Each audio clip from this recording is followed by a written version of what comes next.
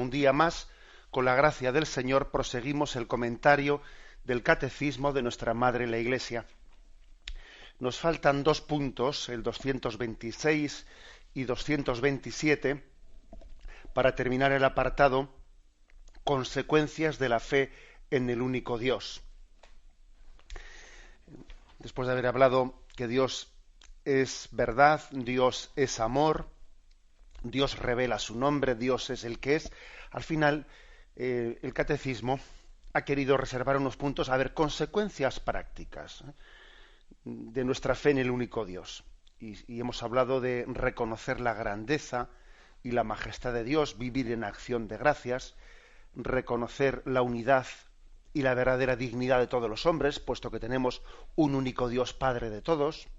Nos faltan 2 consecuencias más. En el punto 226 dice, usar bien de las cosas creadas. Alguno dirá, bueno, pero ¿qué tiene que ver creer en un único Dios con eso de usar bien de las cosas creadas? Vamos a verlo, porque obviamente sí está ligado y estrechamente ligado. Dice el punto 226. Usar bien de las cosas creadas. La fe en Dios, el único, nos lleva a usar de todo lo que no es Él en la medida en que nos acerca a Él y a separarnos de ello en la medida en que nos aparta de Él. Es decir, establece una ligazón muy, muy concreta. Es decir, si yo sé que el único Dios es el Dios eterno y todo lo demás son criaturas, yo hago una distinción en mi vida muy clara entre lo que es Dios y lo que es criatura, lo que es eterno y lo que es pasajero. Definitivo, en esta vida no hay más que Dios. Todo lo demás es efímero. Todo lo demás tiene que ser utilizado para llegar a lo eterno. Lo que no puede ser es que ocupe el centro de nuestro corazón los bienes creados, los bienes materiales, cuando resulta que aquí se van a quedar. Acordaros de esa contradicción tan grande de cómo los egipcios, en su digamos preparación mortuoria, ahí en aquellas cámaras de las pirámides, en aquellas cámaras mortuorias solían meter todas las riquezas del faraón en cuestión dentro de la cámara mortuoria, y luego, por cierto, intentaban hacer todo un laberinto para que si alguien entraba dentro de la pirámide no fuese capaz de acertar con la llegada a aquella cámara mortuoria del faraón, porque si no iba a entrar algún espabilado, y lógicamente se iba a llevar los bienes que el faraón se había hecho enterrar con ellos para irse con ellos a la siguiente vida. El faraón se hace enterrar con todos sus tesoros, con una falsa presunción de decir me los llevo a la siguiente vida. El caso es que no se los lleva, se quedan ahí y entran los ladrones a las pirámides y los roban. Bueno, pues algo así es una imagen muy gráfica para expresar, pero bueno, ¿cómo puedes estar poniendo tu corazón en los bienes pasajeros? Si se van a quedar aquí, por mucho que pretendas llevártelos, no pasan el filtro de esta muerte, o sea, de la muerte en la vida, o sea, no entran en la vida eterna. Recuerdo que en uno de los programas que explicábamos, desde otra faceta, este aspecto, venía como a poner un ejemplo gráfico diciendo que la entrada del cielo había un letrero que ponía: lo que guardé durante la vida no lo tengo. Lo que tengo lo perdí. Solo tengo lo que di. Llegado el momento de la puerta del cielo, mira, lo que tienes para poder entrar al cielo es lo que distes. De lo que te desposeíste y se lo diste a los necesitados. Eso es lo que tienes en el bolsillo. Todo lo demás aquí se ha quedado. Pues obviamente la creencia en el Dios eterno, en el único Dios eterno, y la distinción no solo teórica, sino una distinción existencial que tiene consecuencias en la vida real y en la vida práctica, la distinción entre lo que es pasajero y lo que es eterno, obviamente tiene consecuencias muy prácticas, tan prácticas como que en la historia ha habido Pues muchísimas personas que han entendido esto. ¿De qué te sirve ganar el mundo entero si pierdes tu vida, si pierdes tu alma? A ver, ¿de qué te sirve? ¿De qué te sirve ser el hombre más rico del mundo? Si todo eso se va a quedar aquí. Si en el momento de comparecer delante de Dios, eso va a ser para ti un lastre. O sea, más que ser una ayuda, va a ser para ti un problema. Y la Sagrada Escritura, pues hay frases duras, muy duras a ese respecto. Dice, sí, engordad, engordad, como los cerdos para el día de la matanza. Madre mía, es una frase de la palabra de Dios, pero muy dura, del Antiguo Testamento, como diciendo, aquí los ricos están engordando, sí, seguid engordando, como los cerdos para el día de la matanza. Es una frase durísima, pero es palabra de Dios. Es el absurdo de que uno diga, aquí yo estoy acumulando, sin otra intención que la de servir a los bienes materiales. Los bienes materiales tienen el sentido de servir al hombre para la vida eterna. Eso es lo que aquí queremos, un poco pues explicar en este punto 226. Se nos remite a 3 textos. Mateo 5, 29, 30. Si pues tu ojo derecho te es ocasión de pecado, sácatelo y arrójalo de ti. Más te conviene que se pierda uno de tus miembros que todo tu cuerpo sea arrojado a la hoguera. Y si tu mano derecha te es ocasión de pecado, córtatela y arrójala de ti. Más te conviene que se pierda uno de tus miembros que no todo el cuerpo vaya a la hoguera. Bueno, este es un texto con un lenguaje metafórico, pero con un contenido muy real. ¿Por qué digo metafórico? Porque obviamente el Evangelio de San Mateo, o sea, Jesús no está aquí animándonos a que nos amputemos, que uno podría hacer esa interpretación. En la historia de la Iglesia ha habido algún caso de alguien que equivocadamente ha hecho una aplicación literalista de este texto llevando a la amputación. Y eso es absurdo. O sea, Jesús no pretende que hagamos una interpretación de si tu mano derecha, córtate la mano. ¿A qué se refiere Jesús? Se refiere a decir, corta por lo sano. Corta por lo sano con el apego a las cosas materiales. Si tú ves que hay algo en concreto, que la atracción de los bienes materiales o la atracción de la sensualidad, etcétera, que te está apartando, lo efímero te está apartando de lo eterno, corta por lo sano. Despréndete de situaciones, despréndete de ocasiones. No pretendas tener en una mano una cosa y en otra mano a Dios, porque es que va a ocurrir que al final sea Dios el que no quepa ahí. El cortar por lo sano, cuando algo vemos que es un obstáculo para que nuestro corazón sea de Dios. La tradición en la historia de la Iglesia, la tradición nos ha enseñado a tener una libertad de corazón frente a los bienes creados. Entonces, hay una actitud básica de partida, ¿no? Que es la de decir, a ver, si me está algo estorbando, si objetivamente hablando resulta que determinados planes, determinados bienes, determinadas compañías, etcétera, me están poniendo en peligro, córtalas. ¿De qué te sirve? Pues el estar teóricamente, ¿no? Pues explorando experiencias, si tú ves que te están haciendo daño espiritualmente. No te pongas en la boca del lobo. Dicho de otra manera, no te pongas en la boca del lobo. Corta con esa situación, corta con ese juego, corta con ese tonteo, corta con... Es un evangelio, Mateo 5, 29, 30, que aconsejo que lo lea quien se encuentra en situaciones, bueno, pues de doble juego en su vida. Doble baraja, pretendo servir a Dios y pretendo servir a este mundo, y no cabe ese doble juego. Segundo texto, Mateo 16, 24. Entonces dijo Jesús a sus discípulos, si alguno quiere venir en pos de mí, niéguese a sí mismo, tome su cruz y sígame.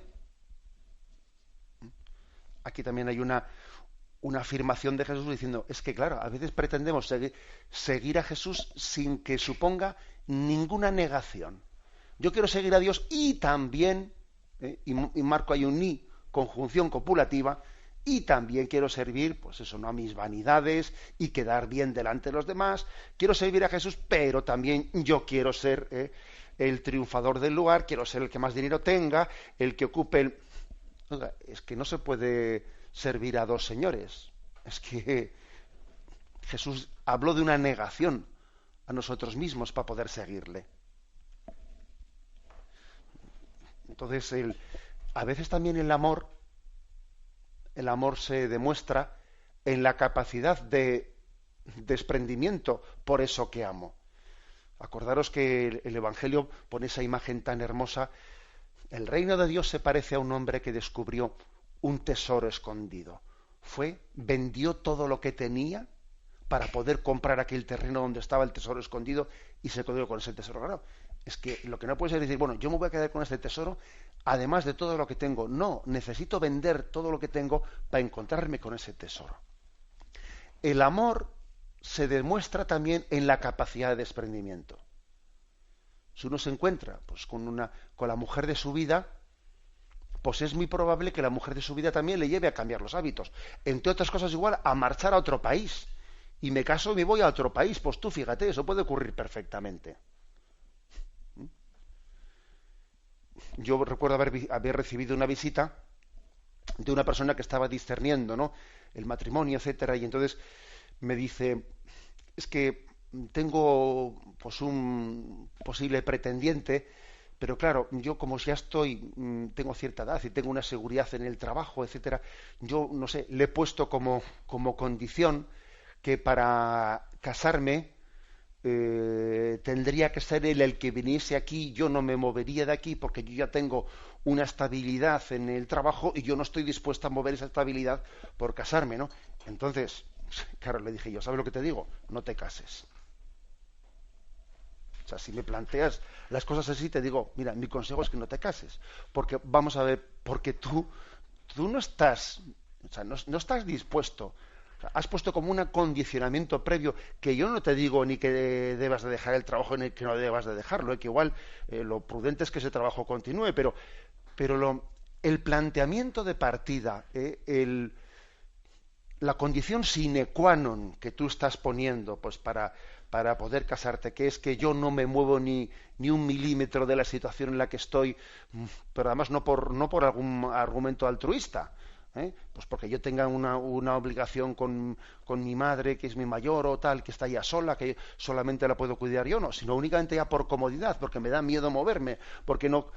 Oye, mira, la situación que estás manifestando es la no libertad dentro de tu corazón, en tus apegos interiores. No tienes libertad. Bueno, el Evangelio está lleno de pasajes y de versículos que exigen la elección, hacer una elección para poder llegar al seguimiento del Señor.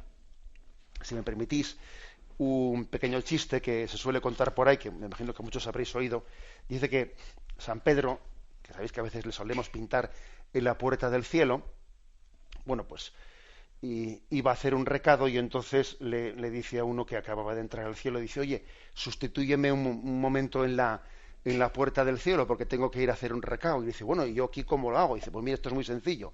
Aquí viene la gente y entonces tú, para saber si tiene que entrar al cielo o no tiene que entrar al cielo, pues tú le muestras en una mano la Biblia y en otra mano pues un fajo de billetes. Y entonces tú le dices, ¿qué eliges? Y si elige el fajo de billetes, entonces le dices, aquí no puedes entrar, vas al infierno. Y si elige la Biblia, entra al cielo. Ah, pues vale, pues parece sencillo. Bueno, pues muy bien. Entonces se va a San Pedro a hacer sus recaos y vuelve al cabo de unas horas y le dice, bueno, ¿qué tal ha ido la cosa? Dice, sí, ha ido bien, ha ido bien.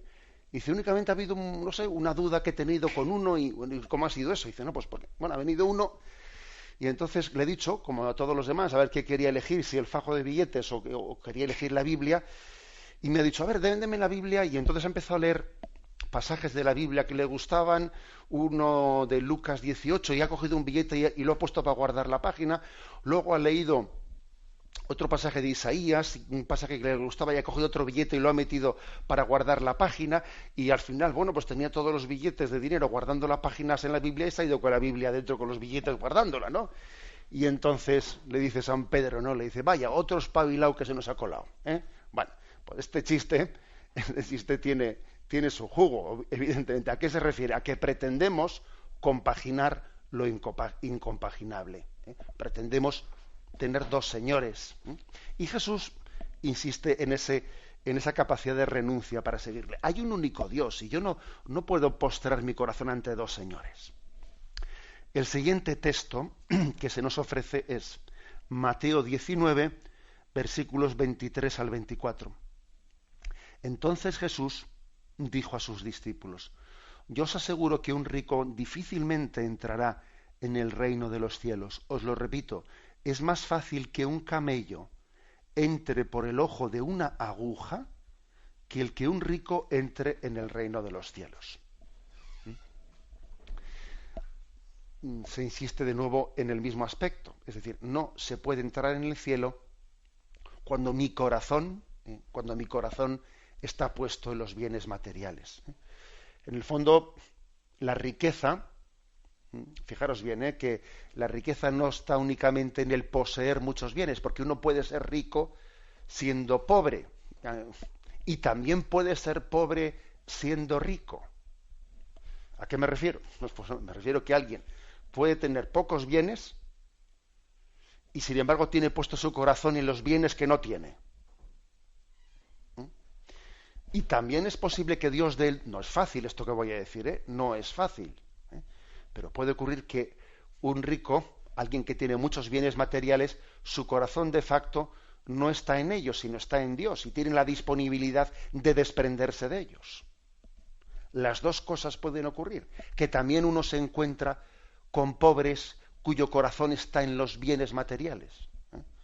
Aunque la verdad suele ser más bien al contrario. Fijaros, uno ve los países pobres del mundo y los pobres del mundo están mucho más abiertos al hambre y la sed de Dios que los países ricos. En los países ricos, en esta Europa que nada en la abundancia, mira, es que tú tienes puesto el corazón en la comodidad, en el vivir bien, te sientes seguro y tu corazón ya está robado por los bienes materiales y no lo pones en Dios. La riqueza es peligrosísima. La prueba es que los países ricos pierden sus raíces religiosas con mucha facilidad. Y los países pobres tienen una sensibilidad religiosa muy superior a los países ricos. Solo cual, ya sociológicamente podríamos demostrar que hay un peligro en las riquezas. Lo dijo Jesucristo hace 2000 años. Y eso nos debería de hacer pensar, ¿no? Yo recuerdo que algunos misioneros que te vienen a ver, etcétera, pues a veces te hacen algún comentario del tipo de decir, bueno, es que Europa difícilmente va a reencontrar sus raíces religiosas, posiblemente mientras que no tenga alguna crisis seria, porque aquí mientras que no tengamos alguna situación que nos ponga en crisis, pues es que es curioso, ¿no? Es curioso que necesitamos ver que tiemblan nuestros falsos planteamientos, que se nos cae el castillo de naipes que hemos montado para que acordarnos de Dios. Es curioso. Me decían también unos misioneros que están en Nueva York que el momento más religioso que habían vivido en Nueva York fue el momento del 11S, ¿no? Cuando la población de Nueva York, viendo que las Torres Gemelas se derrumbaban y viendo aquella catástrofe, en aquel momento las iglesias se llenaron totalmente, ¿no? Y uno dice, ¿será posible? ¿Será posible que para acordarnos de Dios necesitemos ver cómo tiemblan nuestros cimientos? Bueno, es una constante ante la que tenemos que estar atentos, ¿no? Es decir, es una pobreza que tenemos, la pobreza de apegarnos con qué facilidad a lo que es efímero, al bienestar. Como de momento estoy bien, me olvido de Dios. Es una pobreza muy grande, es un autoengaño,